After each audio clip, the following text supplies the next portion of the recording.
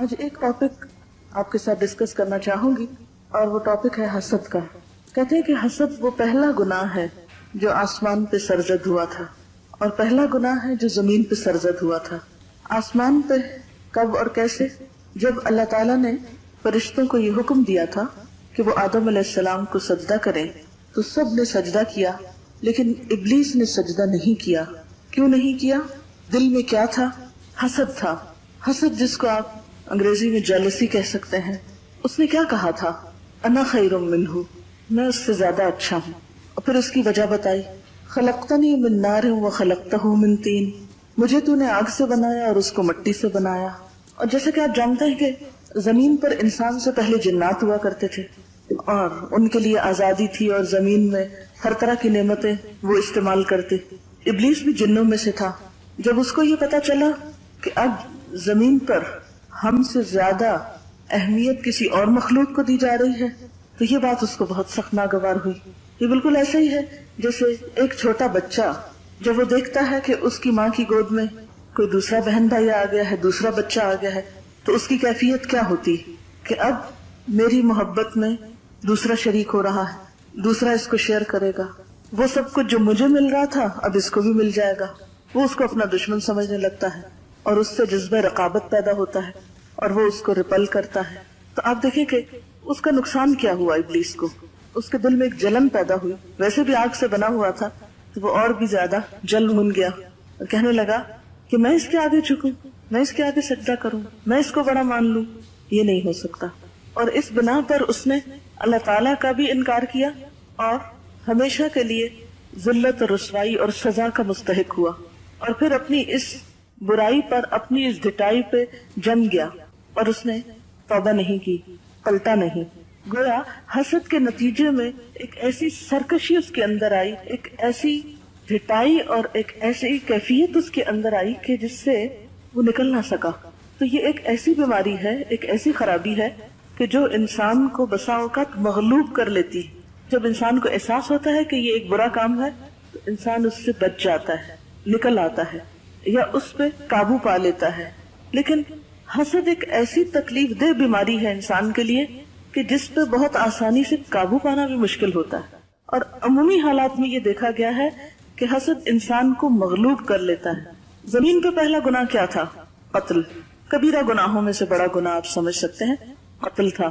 اس کے پیچھے کیا تھا؟ حسد۔ کیسے؟ آپ جانتے ہیں کہ حابیل اور قابیل دونوں نے اللہ تعالیٰ کے سامنے اپنی قربانی پیش کی۔ سورۃ المائدہ میں آپ پڑھ چکے ہیں، اذ قربا قربانا فتقبل من احدہما ولم يتقبل من الآخر قال لأقتلنک۔ جب ان دونوں نے قربانی پیش کی تو ان میں سے ایک کی قربانی قبول کر لی گئی جبکہ دوسرے کی قبول نہ کی گئی۔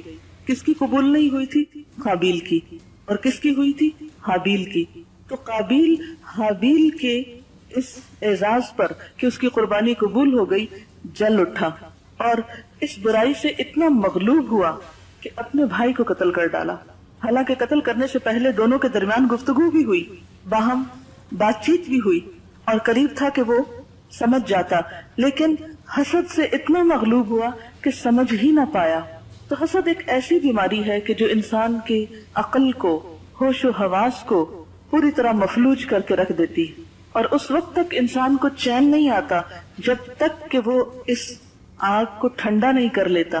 اسی سے انتقام کی آگ بھڑکتی ہے۔ بہت سی خرابیاں اسی سے شروع ہوتی۔ پھر آپ دیکھیں کہ لوگ دوسرے کی جب غیبت کرتے ہیں یا اس پہ الزام تراشی کرتے ہیں یا اور بہت سی برائیاں شروع ہوتی ہیں، تعلقات کی خرابیاں، تو اس کے پیچھے ایک بنیادی وجہ حسد ہوتی۔ حسد کی ڈیفینیشن کیا ہے؟ حسد کہتے کس کو؟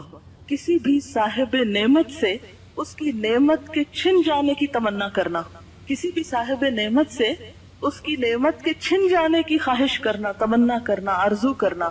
جس کو یہ نعمت ملی ہے بس کوئی بھی طریقہ ہو کہ یہ اس کے پاس نہ رہے، کسی بھی طرح اس سے چھن جائے، اس سے دور ہو جائے، اسے نہ ملے۔ کیونکہ حسد میں انسان کو کسی دوسرے کو ملنے والی نعمت اچھی نہیں لگتی، وہ اس پہ خوش نہیں ہوتا، اور بسا اوقات وہ صرف تمنا ہی نہیں کرتا، حاسد صرف چھننے کی تمنا ہی نہیں کرتا بلکہ عملی طور پر اس کے لیے کوشش بھی شروع کر دیتا ہے۔ کہ صاحب نعمت کو کسی طرح ذلیل و خوار کرے، اسے ملنے والی نعمت کو خود چھین لے، یا یہ کہ اسی کو ہی ختم کر ڈالے تاکہ وہ نعمت سے فائدہ نہ اٹھا سکے۔ اب اگلا سوال یہ ہے کہ کس کس کے ساتھ حسد کیا جاتا ہے؟ کیا کوئی خاص قبیلے کے لوگ ہوتے ہیں یا خاص رنگ و شکل کے ہوتے ہیں؟ کون ہوتے ہیں وہ جن سے حسد ہوتا ہے؟ ہر صاحب نعمت سے حسد کیا جاتا ہے، ہر نعمت والے سے۔ نبی صلی اللہ علیہ وسلم نے فرمایا اپنے ارادوں کی تکمیل میں رازداری سے کام لیا کرو، کیونکہ ہر صاحب نعمت حسد کیا جاتا ہے۔ جس کو بھی نعمت ملتی ہے اسی سے کوئی نہ کوئی حسد کرتا ہے۔ ایک تو ازلی ابدی حسد شیطان کا انسان سے چل ہی رہا ہے، اور پھر انسان انسانوں سے حسد کرتے ہیں۔ اب آپ دیکھیں کہ کون ایسا ہے جس کے پاس کوئی نعمت نہ ہو؟ ہر ایک کے پاس کوئی نہ کوئی نعمت ہے نا۔ کچھ تو نعمتیں سب میں کامن ہیں، مثلا ہم سب الحمدللہ دیکھ سکتے ہیں، لیکن اگر کسی کی آنکھیں ہم سے زیادہ خوبصورت ہوں اور اس وجہ سے اس کو کوئی اہمیت مل رہی ہو تو ہم سے یہ برداشت نہیں ہوگا، ہم کہیں گے اس کی وجہ سے اس کو یہ امپورٹنس مل رہی ہے، اس کی تو آنکھیں ہی چھن جائیں۔ اسی وجہ سے آپ نے دیکھا ہوگا بعض لوگ دوسروں پہ تیزاب پھینک دیتے ہیں، قتل تو چلے بڑی درجے کی بات ہے، چھوٹی چھوٹی چیزوں سے تکلیف دیتے ہیں محسوس کو۔ قرآن پاک میں اللہ تعالیٰ فرماتے ہیں ام یحسدون الناس علی ما آتاہم اللہ من فضل، کیا یہ لوگوں سے اس لیے حسد کرتے ہیں کہ اللہ نے جو کچھ ان کو عطا کیا ہے، یعنی وہ کیوں عطا کیا ہے؟ حاسد لوگوں سے اس لیے حسد کرتے ہیں کہ انہیں اللہ کی طرف سے ملنے والی نعمت پر خوشی نہیں ہوتی، وہ دراصل اللہ تعالیٰ پر اعتراض کر رہے ہوتے ہیں یا اس سے ہی ناراض ہو رہے ہوتے ہیں کہ اس نے یہ نعمت کسی کو کیوں دے دی۔ اب ایک سوال تو یہ تھا کہ کس کس سے حسد ہوتا ہے، اگلا سوال یہ ہے کون کون حسد کرتا ہے؟ جس کو اللہ پہ بھروسہ نہیں ہوتا، جو اللہ کے فیصلوں پہ راضی نہیں ہوتا، ہر وہ شخص جو کسی خاص نعمت سے محروم ہوتا ہے اور وہ اس کا طلبگار بھی ہوتا ہے، جب وہ نعمت کسی دوسرے میں دیکھتا ہے تو حسد شروع کر دیتا ہے۔ کیا کوئی ایسا انسان بھی ہوتا ہے جو کبھی کسی سے حسد نہ کرے؟ اپنے آپ کا جائزہ لیں اور سچ بولیں۔ آپ کو تو کبھی کسی سے حسد نہیں ہوا، آپ تو کبھی نہیں کسی سے جیلس ہوئے، کبھی پتا کیسے چلے گا؟ تو اس سوال کا جواب کیا ہوا کہ ہر شخص کے اندر کسی نہ کسی درجے میں یہ بیماری ضرور ہے۔ کچھ لوگوں کے اندر تھوڑی ہوتی ہے، کچھ کے اندر زیادہ ہوتی ہے، اور کچھ تو بھرے ہی حسد کے ہوتے ہیں، جہاں سے کھولو ان کے اندر آپ کو نظر آئے گا پورے کے پورے بھرے ہوئے ہوتے ہیں ایسے۔ لیکن کسی نہ کسی درجے پر ہر شخص حسد کا شکار ہوتا ہے، یعنی حسد کرتا ہے۔ اب اگلا سوال یہ ہے کہ کیسے پتا چلے گا کہ میں کسی سے حسد کرتی ہوں یا نہیں؟ اس کی پہچان کیسے ہوگی؟ آپ بتائیے، کسی کی نعمت دیکھ کر میری کیفیت کیا ہوتی؟ ایک تو یہ کہ آپ براہ راست خود نعمت دیکھ رہے ہیں اور اس پر آپ کو تکلیف ہو رہی ہے کہ اس کو کیوں مل گئی ہے۔ اچھا، دوسرا طریقہ، ایک اور طریقہ بھی ہوتا ہے اپنے آپ کو جج کرنے کا۔ دوسرا طریقہ یہ ہے کہ جب کسی کی تعریف کی جاتی، کسی کی تعریف سن کر میرے دل کا حال کیا ہوتا ہے، اور خصوصاً جو آپ کے ہم اثر لوگ ہوں۔ ہم اثر کا کیا مطلب ہوتا ہے؟ کنٹمپریریز، یا ایک رینک کے لوگ، یا ایک عمر کے، یا ایک پیشے کے، یا ایک فیلڈ کے۔ عموماً حسد اور رقابت وہاں پائی جاتی۔ مثلاً آپ ایک کلاس میں ہیں، اس اعتبار سے آپ کا اسٹیٹس ایک جیسا نہیں کہ آپ اسٹوڈنٹس ہیں، تو آپ کے آپس میں حسد کے ہونے کا امکان بہت پایا جاتا ہے۔ اسی طرح جو ٹیچرز ہیں ان میں باہم حسد ہو سکتا ہے، یا اسی طرح گھر میں بہن بھائی چونکہ اولاد ہونے کے ناطے برابر کے درجے میں ہوتے ہیں، تو ان میں بعض اوقات حسد پایا جاتا ہے۔ جیسے حضرت یوسف علیہ السلام کے بھائی، حالانکہ وہ پیغمبر کی اولاد تھے، سورۃ یوسف پڑھ چکے نا، پیغمبر کی اولاد تھے، بڑے نیک ماں باپ کے بچے تھے، لیکن اس کے باوجود حسد نے ان کو بھی جا اٹیک کیا، اور حسد کے نتیجے میں کہاں تک پہنچے؟ بھائی کو قتل کرنے کے منصوبے بنائے، جھوٹ بیچ میں بولا، کنویں میں جا کے پھینک آئے، الزام تراشی کی، کہاں کہاں تک برائیوں نے جنم لیا، صرف ایک حسد کی بیماری کی وجہ سے کہ ہمارے باپ کی توجہ ادھر کیوں۔ اب سوال میرا یہ ہے کہ کیا حسد صرف گناہگار لوگوں میں ہوتا ہے یا نیک لوگوں میں بھی ہوتا ہے جو بظاہر نیک اور شریف نظر آتے ہیں؟ ہر طرح کے لوگوں میں ہوتا ہے۔ مثلاً یہ ہوتا ہے نا کہ مومن جھوٹ نہیں بولتا، بہت سے لوگ جھوٹ سے پرہیز کریں گے، غیبت نہیں کریں گے، لیکن کسی نہ کسی درجے پہ جا کے حسد کا شکار ضرور ہو جائیں گے۔ اچھا، جسمانی طور پر کیا علامتیں ہوتی ہیں جب کسی کے اندر حسد آ رہا ہوتا ہے؟ مثلاً کسی کو جب بخار ہوتا ہے تو اس کا درجہ حرارت جسم کا بڑھ جاتا ہے نا، اسی طرح جب کسی کے اندر حسد آتا ہے تو اس کا اظہار کہاں پر ہوتا ہے؟ اس کے چہرے پر ہو جاتا ہے۔ مثلاً جب کسی کی تعریف ہو رہی ہو تو اس کا جو حاسد ہے اس کے چہرے پہ آپ اثرات دیکھ سکتے ہیں، اس کی مسکراہٹ پھیکی ہوگی. وہ اگر مصنوعی طور پر خوشی کا اظہار بھی کرے گا، مثلا جب میں یہاں رزلٹ اناؤنس کر رہی تھی نا، تو اس وقت جو ایک حقیقی خوشی ہونی چاہیے کسی کو نعمت ملنے پر، وہ نہیں نظر آ رہی تھی آنکھوں میں کہ ہائے شکر ہے ہماری ایک بہن کو اتنا اچھا اللہ نے انعام دیا اور اللہ تعالیٰ نے اس کو اتنا موقع عطا کیا ہے اچھا کام کرنے. اب یہ ہے کہ یہ اتنی خراب چیز ہے کہ انسان کی اچھی بھلی عبادات جو ہیں، اپنے نیکی کے کام جو ہیں، وہ سب تباہ و برباد ہونے لگتے ہیں اگر وہ اپنی اس عادت پہ کنٹرول نہیں کرتا. اچھا، ایک تو یہ ہوتا ہے کہ چہرے سے پتہ چلتا ہے، اور کہاں سے پتہ چلتا ہے، اور کیا کرتا ہے حاسد؟ مثلا ہر جگہ اپنی تعریف کرے گا، اپنے منہ میاں مٹھو بنے گا، اپنی بات منوانے کی کوشش کرے گا، اپنا مقام جتانے کی کوشش کرے گا، اور جب اس کا جو رائیول ہے یا اس کا جو مقابل ہے اس کا کوئی نام آئے گا تو یا چہرے پہ ناگواری لائے گا یا اس کی بد تعریفی کرے گا یا ہاں ٹھیک ہے، یعنی اس کے بڑے سے بڑے کام پر اس کا کمنٹ جو ہوگا یا اس کا جو ایکسپریشن ہوگا وہ بہت خراب قسم کا ہوگا. اور پھر خود کو بھی بلا وجہ اس کے ساتھ کمپیئر کرتا رہتا ہے اور دوسروں کو بھی دعوت دیتا ہے کہ وہ کمپیئر کرنا شروع کر دیں. اور کیسے پتہ چلتا ہے؟ یعنی اپنا جائزہ لیں، حاسد کو پہچانے. چلو ایک چھوٹا سا ٹاپک آپ لگا لیں، حاسد کو پہچانے. خود کو پہچاننے کا طریقہ، آپ کے مد مقابل کی تعریف کے وقت آپ کا حال کیا ہوتا ہے. دوسرے کا حسد کیسے پہچانیں گے؟ اس کے چہرے سے، اس کی گفتگو سے. اچھا، اسی طرح حسد کی وجہ کیا ہوتی؟ دل کی تنگی، عداوت، ذاتی بڑائی کا خیال، یعنی خود کو بڑا دیکھنے اور دوسروں کو چھوٹا دیکھنے کا شوق کہ سب مجھ سے چھوٹے نظر آئیں، میں سب سے آگے نکل جاؤں، سب میرے پیچھے رہ جائیں. ایک تو ہیلتھی کمپٹیشن ہوتا ہے، ہر انسان کو اللہ نے موقع دیا ہے کہ وہ دوڑ لگائے، لیکن دوڑ لگاتے ہوئے اس بات کا شوق ہونا کہ باقی لوگ دوڑ میں پیچھے رہ جائیں. یعنی آپ دوڑیں جتنا دوڑتے ہیں، کوئی پابندی نہیں، لیکن دوسروں کو دوڑنے نہ دینا یا دوسروں کا دوڑنا آپ کو برا لگنا، یہ چیز ناپسندیدہ ہے. پھر اسی طرح جاہ پرستی. جاہ پرستی کیا ہوتا ہے؟ جاہ پرستی ہوتا ہے جیسے کسی عہدے یا کسی مقام کی خواہش. مثلا جب لوگ الیکشن لڑتے ہیں تو کس قدر جیلسی نظر آتی ہے، چھوٹے لیول پر یا بڑے لیول پر. پھر اگر ان میں سے ایک سلیکٹ ہو جائے تو دوسری پارٹی کیا کرتی؟ اس کو گریٹ نہیں کرتی. اصل میں حسد دل کی بیماری ہے، دل کی خرابی ہے. حاسد ایک مریض انسان ہے. ہر بیماری کا کوئی نقصان ہوتا ہے. اس بیماری کا کیا نقصان ہے؟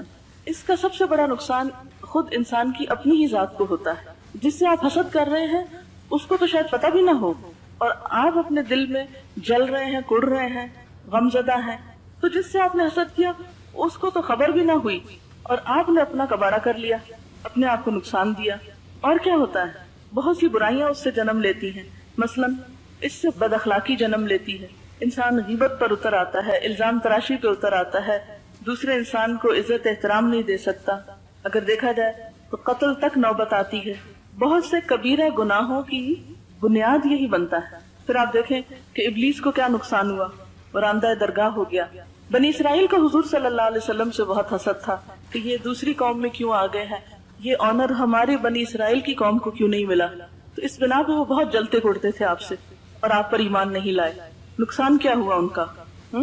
حق سے محروم ہو گئے، حق کو نہ پہچان سکے، خیر کو نہ پہچان سکے. تو بعض اوقات انسان جب حسد کرتا ہے تو اس کی وجہ سے وہ خیر کو نہیں پہچان پاتا، خیر سے محروم ہو جاتا ہے. اگر یہود حضور صلی اللہ علیہ وسلم پر ایمان لے آتے، آپ کا ساتھ دیتے، تو آپ دیکھیں اسلام کو کتنی ترقی ہوتی. اور وہ حسد جو اس وقت سے چل رہا ہے آج تک وہ باقی ہے. اس بنا پر دنیا فساد سے بھر گئی، ایک دوسرے کو ایکسپٹ ہی نہیں کر پا رہے. اور کیا نقصان ہوتا ہے؟ مثلا قتل و غارت ہوتی، جیسے حضرت آدم علیہ السلام کے بیٹوں کا واقعہ ہے. پھر کیا نقصان ہوتا ہے؟ خونی رشتوں کی بے حرمتی ہوتی، جیسے حضرت یوسف علیہ السلام کے ساتھ ہوئی. پھر ایک اور بہت بڑا نقصان یہ ہوتا ہے کہ نیکیاں برباد ہو جاتی. انسان محنت مشقت سے کمائی ہوئی نیکیاں ختم ہو کر رہ جاتی ہیں. جیسے کہ نبی صلی اللہ علیہ وسلم نے فرمایا، ایاکم والحسد فإن الحسد یأکل الحسنات کما تأکل النار الحطب. خبردار تم حسد سے بچو، کیونکہ حسد نیکیوں کو اس طرح کھا جاتی ہے جس طرح آگ سوکھی لکڑی کو کھا جاتی. پہلے بھی میں نے کہا نا کہ اپنا آپ جلاتے ہیں ہم، اور اپنا آپ جلانے کے ساتھ ساتھ اپنی نیکیاں بھی جلا دیتے ہیں. آپ سوچیں قیامت کے دن آپ حشر کے میدان میں کھڑے ہیں، آپ کے پاس نیک اعمال ہیں لیکن ان کو آگ لگی ہوئی ہے اور فائدہ دینے کی بجائے وہ جل رہے ہیں. کتنا بڑا نقصان ہے، کتنا شدید ترین نقصان ہے. یہ بالکل ایسے ہے کہ جیسے کوئی شخص کچھ خریدنے کے لیے بازار جائے اور پتہ چلے اس کی جیب کٹ گئی. یہ جیب کٹنے والا معاملہ ہو جاتا ہے. جیسے نوٹوں کی گٹھی جل گئی.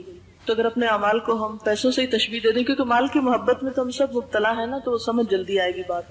تو ایک شخص کا توشہ آخرت جو ہے اگر وہ جلنا شروع ہو جائے تو اس سے بڑا خسارہ کیا ہو سکتا ہے، اور کیا نقصان ہوتا ہے. دین کی خرابی، دین کی بربادی ہو جاتی. نبی صلی اللہ علیہ وسلم نے فرمایا دب الیکم داء الامم قبلکم الحسد والبغضاء، تمہاری طرف پچھلی قوموں کی بیماریاں سرایت کرائیں گی. حسد اور بغض ہی الحالقہ، جو مونڈ دینے والی ہیں. مونڈ دینا ہوتا ہے شیو کر دینا، بالکل صفایا کر دیں گی. اما انی لا اقول تحلق الشعر ولكن تحلق الدین، میں یہ نہیں کہتا کہ یہ بالوں کو مونڈ دینے والی ہے، بلکہ یہ دین کی صفائی کر دینے والی. تو جن لوگوں کے اندر حسد پایا جاتا ہے ان کا اعمال نامہ تو برباد ہوتا ہی ہے، دنیا میں بھی ان کے دین کا صفایا ہو جاتا ہے، اور ان کی وجہ سے دوسروں کے دین کو بھی نقصان پہنچتا ہے. مثلاً یعنی نہ خود اچھا کام کرتے ہیں اور نہ کسی کو کرنے دیتے ہیں. مثلاً صاحب نعمت سے حسد کیا جاتا ہے نا. اب آپ دیکھتے ہیں کہ ایک شخص بہت نیک ہے، بہت اچھا اخلاق ہے اس کا، بہت اچھی نماز پڑھتا ہے، بہت فیئر ہے، سب لوگ اس کی تعریف کرنے لگ جاتے ہیں. آپ کو اچھی نہیں لگتی اس کی تعریف. آپ کیا کرتے ہیں؟ کوئی ایسی کہانی گھڑتے ہیں جس سے وہ شخص بدنام ہو کے رہ جائے. اور یہ کس کی وجہ سے ہو رہا ہے؟ حسد کی وجہ سے. اب نقصان کیا ہوگا، نتیجہ کیا نکلے گا جب اس شخص کی برائی ہوگی جو ایک اچھی نماز پڑھنے والا ہے، اچھا اخلاق رکھنے والا ہے. لوگ اس سے بدگمان ہوں گے تو بدگمان ہو کر کیا کہیں گے؟ دیکھے ہیں ہم نے بہت نمازی، دیکھے ہیں بڑے بڑے اخلاق والے، وہ ایسے اور ایسے ہوتے ہیں. اب دوسرے لوگ یہ نہیں دیکھیں گے کہ بات سچ ہے یا جھوٹ، وہ تحقیق تھوڑی کریں گے، وہ نماز کو برا بلا کہنے لگیں گے. ایسے ہی ہوتا ہے نا، نماز کو برا بلا کہیں گے، دین کو برا بلا کہیں گے. تو دین کی صفائی ہونے لگ گئی نا. جب اس کی وجہ سے کچھ لوگ نماز ہی نہیں پڑھیں گے تو دین وائپ آؤٹ ہو گیا. تو پچھلی قوموں میں دین کی خرابی اسی وجہ سے ہوئی تھی کہ ان لوگوں کے اندر حسد کی بیماری آ گئی تھی. آپ کو پتا ہے کہ ابلیس کس قدر عبادت گزار تھا، لیکن جب اس نے حسد کیا تو اس کی ساری عبادتیں اور اللہ کا تقرب اور فرشتوں کی دوستی اور وہ سب کچھ برباد ہو کے رہ گیا. کسی چیز کا بھی اس کو اجر اور صلہ نہ ملا. اصل میں حاسد ہوپلیس اینڈ ہیلپ لیس ہوتا ہے. شیخ سعدی فرماتے ہیں میں مدرسہ نظامیہ میں پڑھتا تھا تو ایک شاگرد مجھ سے حسد کرتا تھا. میں نے استاد سے شکایت کی کہ جب بھی میں حدیث بیان کرتا ہوں تو فلاں میرا ساتھی مجھ سے حسد کرتا ہے. یعنی وہ گرمبل کرنے لگتا ہوگا یا اس پہ ہنستا ہوگا یا دوسروں کو کہتا ہوگا دیکھو پھر بولنے لگا. اسے عام طور پر ہوتا ہے نا کہ ایک طالب علم اگر برائٹ ہو تو دوسرے سارے اس کے پیچھے کی کرنے لگتے ہیں، اس کو بیوقوف ثابت کرنے لگتے ہیں، اس کو احمق کہتے ہیں، اس کی لیگ پولنگ کرتے ہیں. تمہیں کیا، تم ہر وقت اپنے آپ کو بڑی چیز سمجھتی ہو، ہر چیز میں تم ہر ڈسکشن میں پارٹیسپیٹ کرتی ہو، ہر چیز میں آگے آگے. تو کہتا ہاں واقعی مجھے پیچھے ہی رہنا چاہیے. کیونکہ انسان جب کام کرتا ہے تو اس کا دل چاہتا ہے اسے کو انکریج کرے.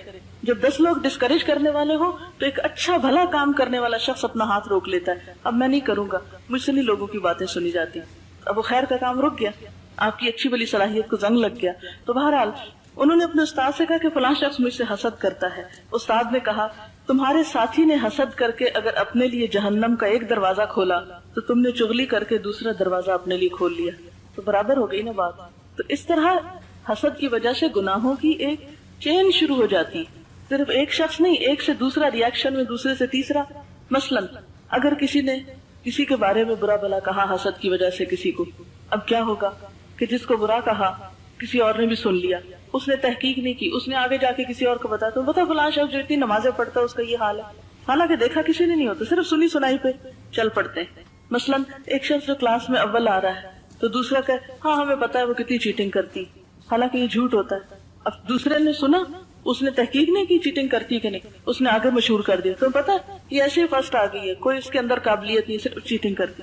اب ایک نے برائی کی اس سے دیکھ کے، دوسرے نے کی، اس نے آگے پہنچائی، اس نے آگے پہنچائی، اور اوور آل ایک ٹرسٹ، اعتماد سب ختم، اور ایک بے چینی کی سی کیفیت بہت سے لوگوں میں آ گئی.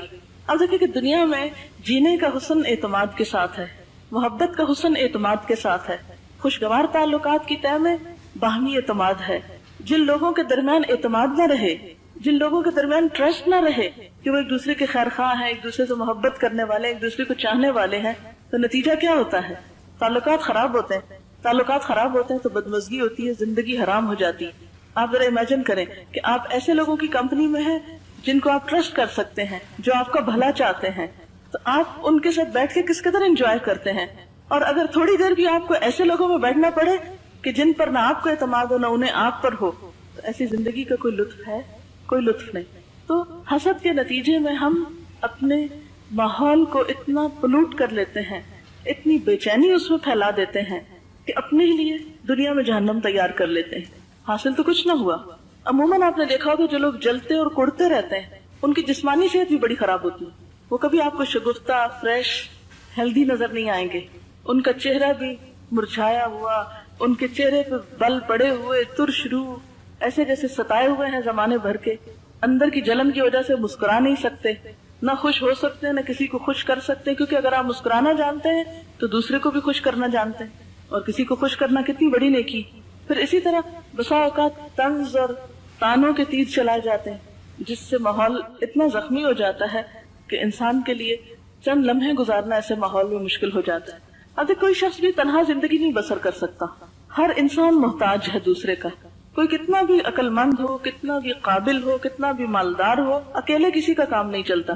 اور اس کام میں برکت ہوتی ہے جو مل جل کر کیا جاتا ہے. حدیث پاک میں آتا ہے ید اللہ فوق الجماع، جماعت کے اوپر اللہ کا ہاتھ ہوتا ہے. کیا مطلب ہے؟ کہ جو لوگ مل جل کر کوئی کام کرتے ہیں ان پر اللہ کی رحمت ہوتی ہے، ان کو اللہ کی تائید حاصل ہوتی، اللہ کی مدد ان کے شامل حال ہو جاتی. تو حاسد لوگ تو اکٹھے بیٹھ کے کام کر ہی نہیں سکتے، کیونکہ وہ حاسد بنیادی طور پر تکبر کا شکار ہوتا ہے. وہ اپنا نام، اپنی بڑائی اور اپنا آپ چاہتا ہے، اپنا فائدہ بس چاہتا ہے. تو اس کا نتیجہ پھر کیا نکلتا ہے کہ وہ کٹاؤ شروع ہو جاتا ہے نا گروپ کے اندر. ایک دوسرے سے تعاون، ایک دوسرے کی خیر خواہی، ایک دوسرے کی مدد خیر میں نہیں ہوتی. اور جتنا کٹاؤ پٹاؤ ہوتا ہے اتنا ہی زیادہ کام کی برکت چلی جاتی. اچھا، بعض لوگ صرف اپنی ذات کے اندر مڑ جاتے ہیں، انٹروورٹ ہو جاتے ہیں، ہر چیز اپنی ذات تک رکھیں گے، خود ہی غم سہیں گے، خود ہی خوش ہوں گے، خود ہی سب کچھ. تو وہ اسپرچولی بھی آئسولیٹڈ ہو جاتے ہیں. تو اس سے بھی ان کو بہت بڑا لاس ہوتا ہے. کیوں کہا تھا ایک صحابی نے تعالوا نؤمن بربنا ساعہ، آؤ تھوڑی دیر کے لیے اپنے رب پر ایمان لے آئیں. تو آپ اکیلے کیوں نہیں لے آتے؟ دوسرے کو کیوں بلا رہے ہیں؟ اس لیے کہ اکیلے کرنے میں نہ وہ حسن ہے، نہ وہ خوبصورتی ہے، نہ وہ مزہ ہے جتنا ایک گروپ کی شکل میں کام کرنے میں. چھوٹا کام ہو یا بڑا، مثلاً اگر آپ کھانا ہی پکا رہے ہیں تو اگر مل جل کر آپ کام کر لیں، مثلا مل جل کے سبزی بنا رہے ہیں، مل جل کر آپ چیزیں کر رہے ہیں، تو وہی کام اتنا آسان ہو جائے گا کہ آپ کو پتہ ہی نہیں چلے گا. اور اگر سارے لوگ اندر بیٹھ کے گپ شپ کر رہے ہیں اور آپ ایک اکیلے کو کچن میں کھڑا ہونا پڑے تو پھر کیفیت کیا ہو جاتی ہے. اسی طرح بہت سے اور کاموں میں آپ دیکھیں، اکیلے میں کوئی کام کرنا، اس میں یہ سب لطف ختم ہو کر رہ جاتے ہیں. اسلام نے کیوں کہا دن میں مردوں کے لیے 5 وقت نماز با جماعت، کٹھے پڑھو نماز. عید میں نماز کٹھے پڑھو، اجتماعیت ہے. اپنے اپنے گھر میں اکیلے مت بیٹھے رہو، ملو جلو. حج اکٹھی عبادت، روزے میں ایک اجتماعیت کی روح. ورنہ تو کہہ دیتے اللہ تعالیٰ بھی مہینے کے روزے رکھنے، چاہو تو کٹھے رکھو، چاہو تو مہینے میں تھوڑے تھوڑے کر کے کر لو، جب جس کا دل چاہے اس کو ثواب دے دوں گا. کیوں کہا ایک ہی مہینے میں بیک وقت سب رکھو، ایک ٹائم پہ ابتدا، ایک ٹائم پہ انتہا. حدیث میں آتا لا حسد الا فی اثنتین، نہیں حسد کی اجازت مگر 2 لوگوں میں. رجل آتاہ اللہ المال، ایسا شخص جس کو اللہ نے مال دیا ہو پھر وہ اس کو حق کے راستوں میں خرچ کرتا ہو. اسی طرح وہ شخص جس کو اللہ نے علم دیا ہو پھر وہ اس پر عمل کرتا ہو اور اسے دوسروں کو سکھاتا ہو، تو ایسا شخص بھی قابل رشک ہے. تو اردو میں اس کے لیے لفظ رشک استعمال ہوتا ہے. ہمارے دین نے ہمیں حسد سے بچنے کے لیے کیا تعلیم دی؟ اس میں آپ صلی اللہ علیہ وسلم نے فرمایا ایاکم والظن فإن الظن اکذب الحدیث ولا تحسسوا ولا تجسسوا ولا تنافسوا ولا تحاسدوا ولا تباغضوا ولا تدابروا وکونوا عباد اللہ اخوانا. تم بہت زیادہ گمان کرنے سے پرہیز کرو کیونکہ گمان سب سے جھوٹی بات ہے. فإن الظن اکذب الحدیث ولا تحسسوا، نہ ٹوہ لگاؤ، ولا تجسسوا، نہ تجسس کرو، ولا تنافسوا، اور نہ مقابلے بازی کرو، ولا تحاسدوا، اور نہ تم حسد کرو یعنی ایک دوسرے سے، ولا تباغضوا، نہ ایک دوسرے سے بغض رکھو، ولا تدابروا، اور نہ ایک دوسرے سے پیٹھ پھیرو. وکونوا عباد اللہ اخوانا، اور اللہ کے بندو بھائی بھائی بن جاؤ، یعنی آپس میں بھائیوں کی طرح رہو، دوستی رکھو، ایک دوسرے کے خیر خواہ بنو، تعلق رکھو. میری امت کے لوگ اس وقت تک بھلائی پر رہیں گے جب تک ایک دوسرے سے حسد نہ کریں گے. حسد کی اصل میں روح کیا ہے؟ اچھا اب تھوڑی دیر کے لیے سوچئے کہ آپ نے اپنے چھوٹے بہن بھائیوں میں کوئی چیز تقسیم کی، آپ خرید کر لائے، محنت کی، لا کے آپ نے سب کو دی. کیا ہونا چاہیے تھا؟ وہ کیا کریں آپ کے ساتھ؟ شکر گزار کہ بہت شکریہ آپ نے ہم پر احسان کیا، فلاں چیز آپ ہم کو لا کر دے رہے ہیں. لیکن عموماً کیا ہوتا ہے کہ لوگ اس پر شکوہ شروع کر دیتے ہیں، ناراضگی کا اظہار کرتے ہیں، آپ نے اس کو تو زیادہ دی اور مجھے کم دی، ایک بہت بڑی خیر سے محروم ہو گئے. پھر ایک اور نقصان یہ ہے کہ حاسد کی بخشش نہیں ہوتی. حسد کی وجہ سے بعض اوقات قطع رحمی ہو جاتی. قطع رحمی کیا ہوتا ہے؟ رشتہ داریاں کٹ جاتی. عام طور پر آپ نے دیکھا ہوگا کہ کزنز کے بیچ میں کتنی رقابت چلتی ہے بعض اوقات، بزنس کے معاملے میں، ایجوکیشن کے معاملے میں. جب مختلف بھائیوں کی شادیاں ہوتی ہیں، ان کی بیویاں آتی ہیں، تو وہ آپس میں بھی بعض اوقات لڑائی جھگڑا شروع ہو جاتا ہے. بعض اوقات بچوں کے اوپر مقابلے ہو رہے ہوتے ہیں. اگر ایک کا بیٹا ہو گیا اور دوسرے کی بیٹی ہو گئی ہے تو اس کو جینے نہیں دیں گے. نتیجہ کیا ہوتا ہے؟ وہ ایک دوسرے سے کٹ آف کر لیتے ہیں، تعلق ہی ختم کر لیتے ہیں. نہ دیکھو، نہ ملو، نہ کسی کی نعمت کا خیال آئے اور نہ جلو. اچھا، ایک میں نے پیچھے وجہ بتائی تھی نا کہ دین کی خرابی ہو جاتی ہے حسد کی وجہ سے، تو اس میں ایک اور حدیث بھی لکھ لیجئے کہ نبی صلی اللہ علیہ وسلم نے فرمایا 2 بھوکے بھیڑیے بکریوں کو اتنا نقصان نہیں دیتے جس قدر مال کی حرص اور حسد مسلمانوں کے دین کو برباد کرنے والا ہے. یعنی بھوکے بھیڑیے اگر کہیں گھس جائیں تو اتنا بھیڑوں کو نقصان نہیں دیں گے جتنا نقصان حسد دین کو پہنچاتا ہے. اب سوال یہ پیدا ہوتا ہے کہ حسد سے کیسے بچا جائے؟ آپ کیسے بچیں حسد سے؟ اگر اندر وہ ایک تھرمامیٹر لگا لیا، پتا چلا کہ جی مجھے فلاں کی تعریف اچھی نہیں لگی، کسی کے بارے میں فلاں نے خیرخواہی کے الفاظ استعمال کی تو مجھے بہت تکلیف ہوئی کہ کیوں اس کو کیوں اچھا کہا، اس کی کوئی تعریف کی. تو اس کے لیے ایک دعا سکھائی گئی ہے قرآن پاک میں، وہ پڑھنی چاہیے. اے ہمارے رب ہمیں بخش دے اور ہمارے ان بھائیوں کو بخش دے جو ایمان میں ہم سے سبقت لے گئے، یعنی جن کو خیر پہلے مل گئی، جو ہم سے نیکیوں میں آگے نکل گئے، ایمان میں آگے نکل گئے، یا جو ہم سے پہلے ایمان لے آئے. اور ہمارے دل میں ایمان والوں کے لیے کوئی غل کینہ کپٹ نہ رکھ، بے شک تو رؤوف الرحیم ہے، شفقت کرنے والا مہربان ہے. اسی طرح نبی صلی اللہ علیہ وسلم نے فرمایا اے میرے بیٹے، حضرت انس سے فرمایا اگر تم سے ہو سکے کہ صبح شام اس حالت میں گزارو کہ تمہارے دل میں کسی کی طرف سے کینہ نہ ہو تو ایسا ہی کرو. یعنی اگر صبح کے وقت ہوا ہے تو شام سے پہلے نکالنے کی کوشش کرے. آپ دیکھیں کہ اگر آپ کے کمرے میں چھپکلی آ جائے تو اس کو آپ چھوڑتے ہیں، رہنے دیتے ہیں؟ اس نے بھی تو کہیں رہنا ہے، یہ بھی رہے میں بھی رہتی ہوں. کیا کرتے ہیں آپ؟ نکال کے سوتے ہیں. اور اگر سانپ آ جائے تو شاید سانپ اتنا نقصان نہ دے جتنا حسد دین کو نقصان دے جاتا ہے. بدگمانی، کینہ، بغض، نفرت، اناد. پھر یہ کہ انسان سوچے کہ اس حسد کو ترک کرنے سے مجھ کو جنت کی نعمتیں ملے گی، کیونکہ اہل جنت کی صفت یہ ہے کہ ان کے دل حسد سے پاک ہوں گے. پھر اسی طرح یہ ہے کہ حسد کو رشک میں بدل لیں، اس میں آپ کو ذرا آسانی ہو جائے گی. یعنی کسی کی نعمت دیکھ کے آپ کو تکلیف تو ہوگی، یہ تو قدرتی بات ہے، برداشت نہیں ہوگا. جب پرائرٹی آخرت ہو جاتی ہے تو پھر نہیں اتنا بادر کرتی یہ چیزیں. یعنی اپنی ترجیح دین کو بنا لیں، اپنی آخرت کو بنا لیں. جب آپ کو پتا ہو یہ دنیا کی نعمتیں تو سب ختم ہو جانی ہے، اگر آج کسی کے پاس مال زیادہ ہے تو وہ بھی چلا جائے گا، اگر کسی کا علم ہے تو وہ بھی ختم ہو جائے گا، حسن ہے تو وہ بھی بڑھاپے میں سب واپس چلا جائے گا. دنیا کی نعمتیں تو ختم ہی ہو جائیں گی، لیکن آخرت میں ملنے والی نعمتیں باقی رہیں گی. اس لیے اگر آخرت ترجیح ہو جائے تو حسد میں کمی آ جاتی ہے، ختم ہونے لگتا ہے آہستہ آہستہ، پرواہ نہیں کرتا انسان. لیکن اس کے باوجود اگر انسان ہونے کے ناطے شیطان دشمن ہمارے ساتھ ہے، کہیں نہ کہیں ہم کو ستائے تو اس حسد کو رشک میں بدل لیں. یہ نہ سوچے یا اللہ اس سے چھن جائے، یہ سوچنے لگے کہ اللہ مجھے بھی دے، تو پھر معاملہ آسان ہو جائے گا. اب آخری سوال میرا یہ ہے کہ حاسد کے شر سے کیسے بچا جائے؟ اب آپ تو نہیں کر رہے، اپنے آپ کو تو سنبھال لیا آپ نے، دوسروں کو کیسے سنبھالیں؟ آپ نہیں کر رہے، دوسرے جو کر رہے ہیں، اب کیا کریں؟ صبح شام کی دعائیں جس میں خاص طور پر معوذتین ہیں، ومن شر حاسد اذا حسد، اور اپنے معاملات میں رازداری سے کام لیں. پھر یہ کہ صبر سے کام لیں. جیسے عربی کا ایک شعر ہے کہ اصبر علی کید الحسود فان صبرک قاتلہ، حاسد کے مکر و فریب پہ صبر کرو، تمہارا صبر اس کو قتل کر کے رہے گا. یعنی تمہارا صبر خود بدلہ لے لے گا. پریشان نہ ہو. اللہ تعالیٰ اہل کتاب کے حسد کے جواب میں حضور صلی اللہ علیہ وسلم کو کیا فرماتے تھے؟ واعفوا واصفحوا حتی یاتی اللہ بامرہ، معاف کر دو، درگزر کر دو، حتیٰ کہ اللہ اپنا فیصلہ لے آئے. اور پھر حدیث آپ کو سنا دیتی ہوں جو بہت حد تک انسان کو حسد سے بچنے میں مدد دیتی ہے. حضرت عبداللہ بن عمر فرماتے ہیں کہ پوچھا گیا اے اللہ کے رسول صلی اللہ علیہ وسلم سب سے بہتر کون ہے؟ فرمایا ہر مخموم القلب اور سچی زبان والا. لوگوں نے کہا سچی زبان والے کو تو ہم جانتے ہیں، یہ مخموم القلب کون ہے؟ آپ نے فرمایا پرہیزگار، صاف ستھرا، جس میں نہ گناہ ہو، نہ ظلم، نہ کینہ اور نہ حسد. حضرت ابو ذر رضی اللہ تعالیٰ عنہ فرماتے ہیں کہ نبی صلی اللہ علیہ وسلم نے فرمایا وہ شخص فلاح کو پہنچ گیا جس نے اپنے دل کو ایمان کے لیے خالص کر لیا اور اپنے دل کو صاف کر لیا اور اس کی زبان سچی ہے اور نفس کو مطمئن بنا لیا اور اپنی طبیعت کو حسن خلق کے سانچے میں ڈھال لیا. اور پھر روایات میں آتا ہے کہ حضرت موسیٰ علیہ السلام نے ایک شخص کو عرش الہی کے سائے میں دیکھا تو اس کے مرتبے کو دیکھ کے ان کے دل میں رشک پیدا ہوا کہ مجھے بھی یہ مرتبہ ملتا تو اچھا تھا. انہوں نے اللہ تعالیٰ سے اس کا نام پوچھا. اللہ تعالیٰ نے فرمایا نام سے کیا کام، اس کے کام بتائے دیتا ہوں جس کی وجہ سے وہ عرش کے سائے تلے ہے.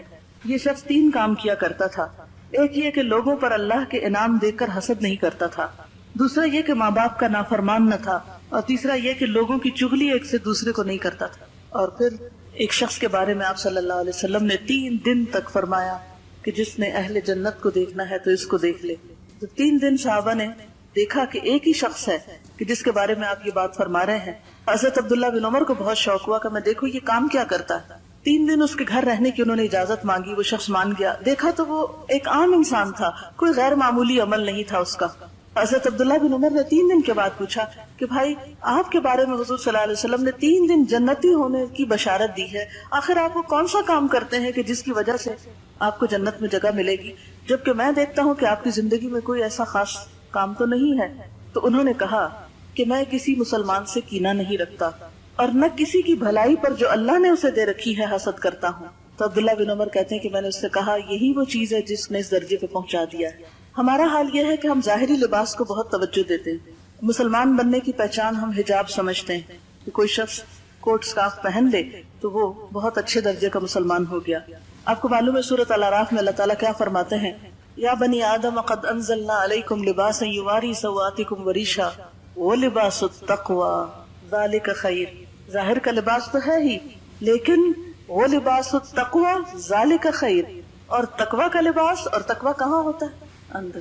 یعنی جیسے باہر کی چیزوں کو ہم چھپاتے ہیں، لباس جسم کے عیب چھپاتا ہے، زیب و زینت دیتا ہے انسان کو، اسی طرح لباس تقوی دل کا لباس ہے کہ دل کے اندر جو عیب ہے، حسد ہے، بغض ہے، کینہ ہے، نفرت ہے، عداوت ہے، بدگمانی ہے، ان کو بھی ڈھانپا جائے، ان کو بھی ختم کیا جائے اندر سے.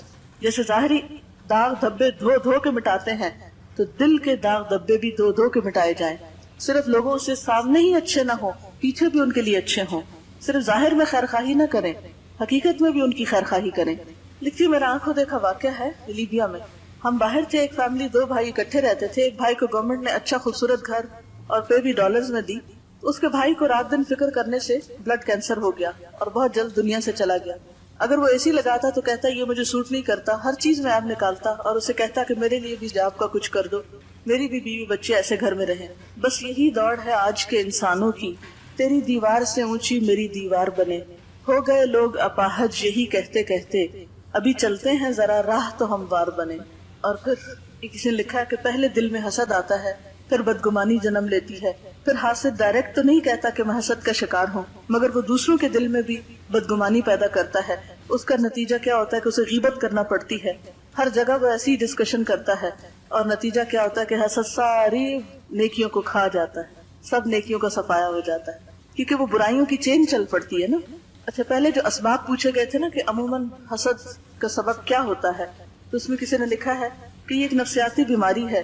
عموماً احساس کمتری کا شکار لوگ حاسد ہوتے ہیں. جن کو اپنی صلاحیتوں پر کچھ اعتماد ہوتا ہے وہ عام طور پر کم حسد کا شکار ہوتے ہیں بنسبت ان کے جو احساس کمتری کا شکار ہوتے ہیں یا اپنی کسی کوتاہی کو سمجھ رہے ہوتے ہیں کہ ہم کوتاہ ہیں. اچھا، ایک اور بات یہ بچنے کی، کبھی میں نے بات کی تھی نا کہ کس طرح اپنے اندر سے حسد کو دور کرے. تو اس میں یہ کہ جس سے آپ کو حسد ہو رہا اس کی خوب تعریف شروع کر دیں، اپنی کوئی پسندیدہ چیز اس پہ خرچ کریں. ایک تو اس کا رویہ آپ کے ساتھ اچھا ہو جائے گا، جب وہ آپ کو امپورٹنس دے گا تو آپ کا حسد بھی کم ہو جائے گا. اور دوسرا یہ ہے کہ آپ کے اندر بھی صدقہ کرنے سے اور دعا کرنے سے اس جلن کی کمی ہو جائے گی. یعنی جس سے آپ حسد کر رہے ہیں اس کو امپورٹنس دینا شروع کریں. کیا حسد انسان کی نیچر میں یا شیطان کی طرف سے ہے؟ بات یہ ہے کہ ہمارے اندر اللہ نے خیر اور شر دونوں رکھی ہوئی ہیں. جب ہم خیر کے ماحول میں ہوتے ہیں تو وہ خیر کا جو اندر حصہ ہے نا وہ ریفلیکٹ کرنے لگتا ہے، اور جب برے ماحول میں ہوتے ہیں تو وہی تصویر اندر نظر آنے لگتی. تو جیسے ماحول میں آپ ہوں گے وہی چیز اندر آپ کے کلک کرنے لگے گی، وہی نشو نما پانے لگے گی. ایک حاسد جو ہوتا ہے وہ غیر حقیقی دنیا میں رہ رہا ہوتا ہے، وہ اپنے تخیلات کا ایک گڑھا بناتا ہے اور جس سے وہ حسد کر رہا ہوتا ہے اس کو اس میں گرانے کی کوشش کر رہا ہوتا ہے، اور ہر دم اس انتظار میں ہوتا ہے کہ دوسرے کے نقصان کی خبر کب ملے. حسد کی ایک پہچان یہ بھی، پہچان کی بات ہوئی تھی نا کہ محسود یعنی جس سے حسد کیا جا رہا ہو اس کا نقصان بہت اچھا لگتا ہے. اس کے نقصان پر خوشی ہوتی، اس کے نقصان کی تمنا ہوتی. یہ کہہ رہی ہیں کہ اللہ تعالیٰ نے شوہر اور بیوی کے درمیان محبت رکھی اور پھر دونوں کا دائرہ کار الگ الگ کر دیا تاکہ ایک فیلڈ میں دونوں نہ رہیں اور ان میں جیلسیز کم ہوں. یہ آپ نے صحیح کہا.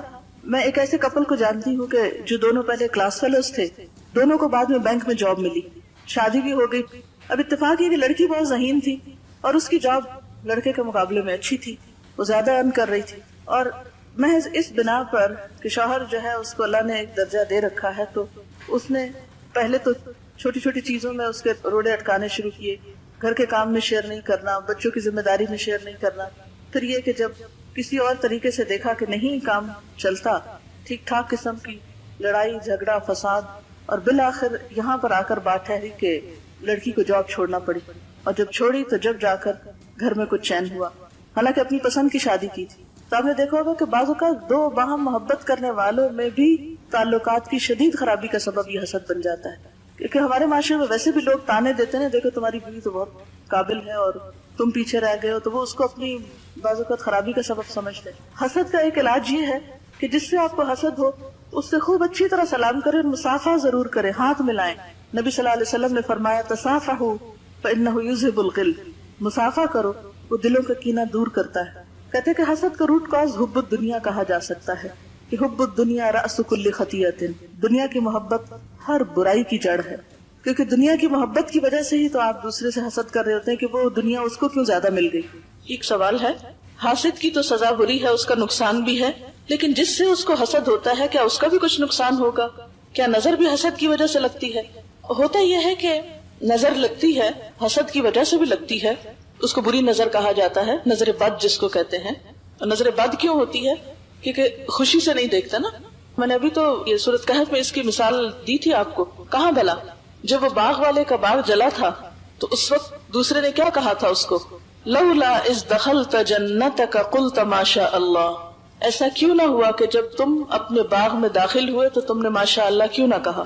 تو یہ جو ماشاء اللہ کا لفظ ہے یہ ہمارے اسلامی آداب میں سے ہے کہ جب انسان کسی چیز کو دیکھے اور خوش ہو تو اس پر بھی ماشاء اللہ کہے. یعنی جو اللہ نے چاہا وہ بنا دیا، یعنی اللہ کی تقسیم ہے، اللہ کا فیصلہ ہے. تو بری نظر بھی لگتی ہے اور خوشی کی نظر بھی لگتی ہے، یعنی حاسد کی بھی لگتی ہے اور اس کے علاوہ محبت کرنے والوں کی بھی لگتی ہے. جیسے ماں اپنے بچے کو خوشی سے دیکھتی تو بسا اوقات اس کو لگ جاتی ہے اور رو رہا ہوتا ہے. جیسے میں نے سورۃ یوسف میں بھی آپ کو نظر کے اوپر بتایا ہوا ہے، وہ حدیث بھی یاد ہوگی آپ کو کہ نظر انسان کو قبر میں اور اونٹ کو ہنڈیا میں اتار دیتی ہے. یعنی بسا اوقات اتنی شدید ہوتی ہے کہ انسان اس سے ایسا بیمار پڑتا ہے کہ صحت یاب نہیں ہو سکتا. اور بسا اوقات جانوروں کو ایسی چیزوں کو لگتی ہے کہ جس سے وہ بھی بیمار پڑ جاتے ہیں. آپ دیکھیں کہ ریز تو پتھر کاٹ دیتی ہیں کہ نہیں کاٹتی؟ آج کل سرجری نہیں ہو رہی لیزرز کے ساتھ، تو وہ بھی ریز ہی ہے نا، ایکس ریز بھی ہیں. تو وہ ساری تو نان لیونگ تھنگس کی ریز آ رہی ہیں، یعنی جن ریز کے ساتھ علاج ہو رہا ہے وہ نان لیونگ تھنگس کی ہیں. تو آنکھ تو ایک لیونگ تھنگ ہے، تو اس کی جو نظر ہے اس کا بھی اثر ہوتا ہے. اور جیسے وہ کہا گیا کہ نگاہ مرد مومن سے بدل جاتی ہیں تقدیریں، کہ مومن کی نگاہ سے تقدیر بدل جاتی ہے. تقدیر کا مطلب کیا ہے؟ یعنی اس کے جو عزائم ہیں اور اس کی جو کوششیں ہیں اور جو اس کے ارادے ہیں اور جو اس کا اخلاص ہے، اس کی وجہ سے اس کے راستے کی مشکلات دور ہوتی، اس کو پھر اللہ تعالیٰ کی مدد بھی ملتی. اب یہ ہے کہ مثلاً ایسی بیماری ہے جس کی ریزن سمجھ نہیں آ رہی، یعنی روحانی بیماریاں، بعض اوقات بے چینی، تکلیف، پریشانی، مثلا سر درد کے کئی کازز ہوتے ہیں، بعض اوقات سارے ٹیسٹ ہو جاتے ہیں، کوئی کاز نہیں سمجھ میں آتا، تو ایسی چیزیں نظر ہو سکتی ہیں. تو اس کا علاج یہ ہے کہ وہ دعا پڑھی جائے. وہ دعائیں سب موجود ہیں کارڈز میں، وہ آپ پڑھ سکتے ہیں. اگر کوئی اور بیمار ہو تو اس پہ بھی دم کیا جا سکتا ہے. حضرت جبریل علیہ السلام حضور صلی اللہ علیہ وسلم کے پاس آئے جبکہ آپ بیمار تھے، تو انہوں نے آپ کو آ کر کہا کہ کیا آپ بیمار ہیں؟ تو آئیے میں آپ کو جھاڑتا ہوں، یعنی دم کرتا ہوں. تو اس پر انہوں نے یہ دعا پڑھی تھی، بسم اللہ ارقیک من کل شیء یؤذیک من شر کل نفس او عین حاسد اللہ یشفیک. بسم اللہ ارقیک. تو حاسد کی نظر ہوتی ہے کیونکہ وہ خوش نہیں ہوتا نا، تو بری نظر سے دیکھتا ہے اور یہ تمنا کرتا ہے اور دل میں تڑپتا ہے کہ یہ چیز کسی طرح چھن جائے اس سے.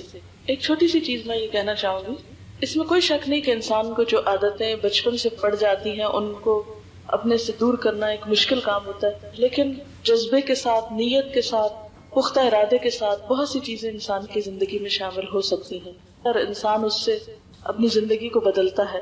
آپ دیکھیے کہ چھوٹی چھوٹی سنتیں جو ہیں، جیسے کہ پہلے بھی آپ سے بات ہوئی تھی، ان پر عمل کرنے سے ہماری پوری زندگی یعنی دن اور رات عبادت ہو جاتی. مثلاً جوتا پہننے اور اتارنے کی سنتی اگر ہم اس پر عمل شروع کر دیں تو دن میں کم از کم کتنی دفعہ جوتا پہنتے اور اتارتے ہیں؟ کم از کم 5 دفعہ. نماز کے لیے تو آپ کو پہننا اور اتارنا ہی پڑتا ہے. اچھا پھر بستر پہ جاتے سوتے وقت آپ کو پہننا اتارنا پڑتا ہے. پھر اسی طرح کلاس میں 2 دفعہ تو ایک دفعہ صبح آ کے پھر بریک کے بعد. پھر اور بھی بہت سے مواقع ہو سکتے ہیں. یہاں سے گھر جا کر شاید آپ چینج کرتے ہو. اب آپ دیکھیں کہ یہ ایسا کام ہے کہ جس سے آپ کو چھٹکارا نہیں, آپ کو کرنا ہی کرنا ہے. کرنے کے 2 طریقے ہیں. ایک طریقہ یہ کہ سنت کے مطابق کر لیں اور ایک یہ ہے کہ اس کے بغیر کر لیں.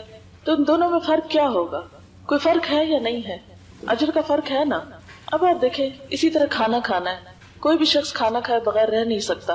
آپ کھانا کھاتے وقت کم از کم کتنے بائٹ لیتے ہیں؟ 5, 10, 15 ہے نا.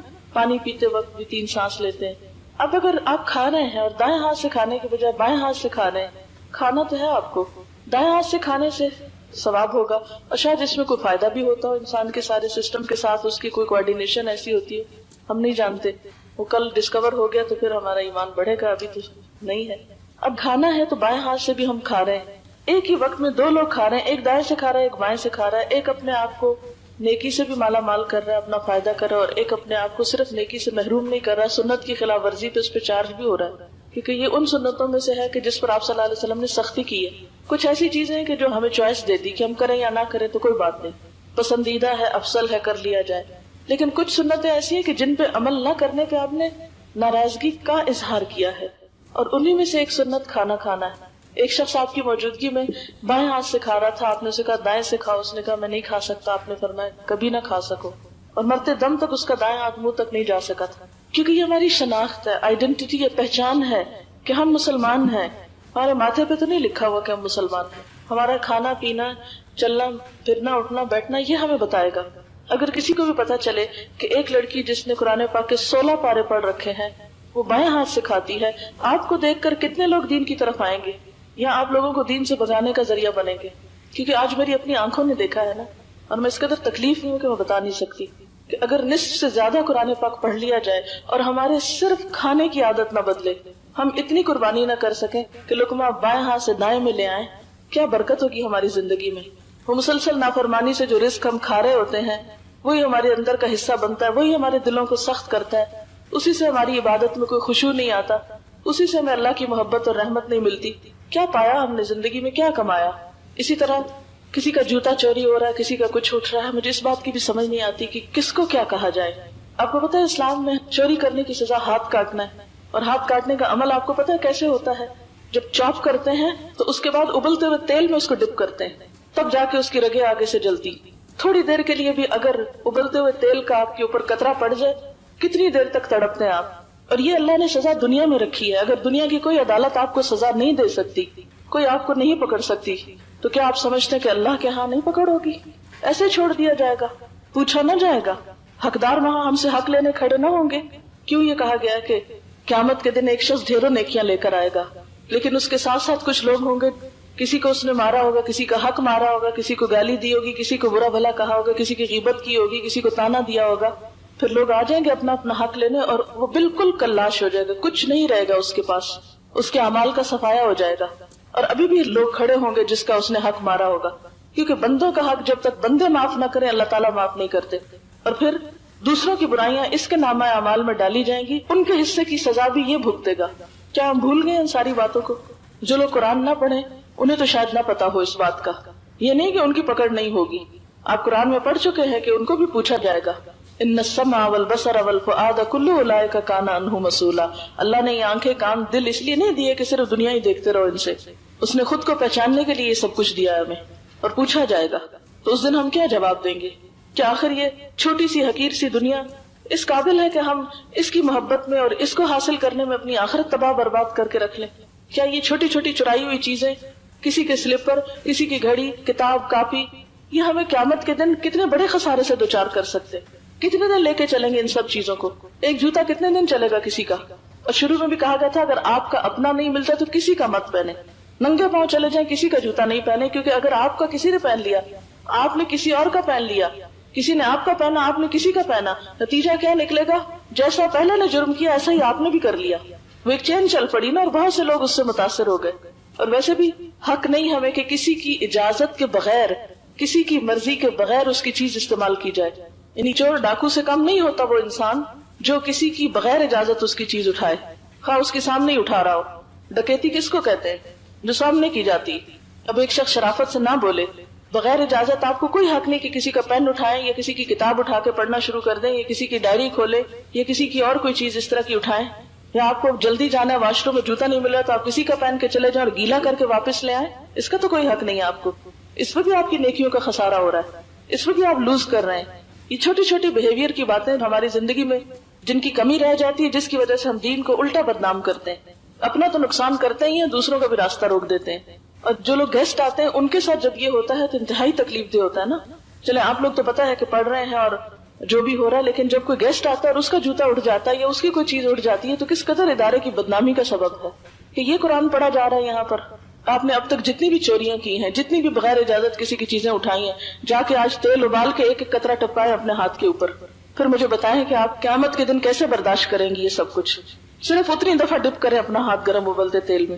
اللہ نے مذاق کے طور پہ کہا چور کا ہاتھ کاٹ دو، اور اگر یہاں کاٹنے والے کوئی نہیں ہے، کوئی پوچھنے والا نہیں ہے آپ کو، تو اس کا مطلب ہے کہ آخرت میں بھی نہیں پوچھو گی. وہ دن کس لیے اللہ نے رکھا ہے؟ وہ قیامت کا دن کھیل تماشے کے طور پہ رکھا ہوا اللہ تعالیٰ نے کہ کسی کا بھی حساب کتاب کوئی نہیں ہونا. چور ڈاکو اچھے برے سب کے سب جنت میں ایک بھیڑ بھیج دی جائے گی، جیسے تیسے آؤ تمہارے لیے کھلے ہیں دروازے. آخر ہم نے کیا سوچ رکھا ہے؟ آپ اپنی ساری لیل و نہار دوبارہ نکالیں اور آپ میں سے ہر ایک اپنے طور پر اس کو دوبارہ پڑھے اور اپنے آپ کو چیک کرے کہ وہ ابھی تک کس کس چیز پر عمل نہیں کر سکا. بار بار ریمائنڈر اپنے آپ کو کرانا پڑے گا تو پھر جا کر یہ چیزیں آپ کی ہیبٹ بنے گی، جب جا کے زندگی عبادت بنے گی، جب جا کے نامہ اعمال میں کچھ وزن پڑے گا. کیا عمل کرنے والے اور نہ کرنے والے برابر ہو سکتے ہیں؟ کبھی بھی برابر نہیں ہو سکتے. آج تو نتیجہ چھپا ہوا، کل جب سامنے آئے گا پھر ہمیں پتہ چلے گا، پھر پچھتائیں گے اور پھر تو پلٹنے کا کوئی ٹائم بھی نہ ہوگا. کھڑے ہو کے کھا رہے ہیں، مجھے اتنی حیرت ہوئی یہ دیکھ کر کے کھڑے ہو کر کھا رہے ہیں. آپ مسلمان ہیں اور آپ کھڑے ہو کے کھا رہے ہیں. اگر ہم آپ صلی اللہ علیہ وسلم کے طریقوں پر نہیں آئے تو قیامت کے دن آپ ہمیں کیسے پہچانیں گے، کیسے شفاعت کریں گے؟ جو جس سے محبت کرتا ہے اس کا اتباع بھی کرتا ہے.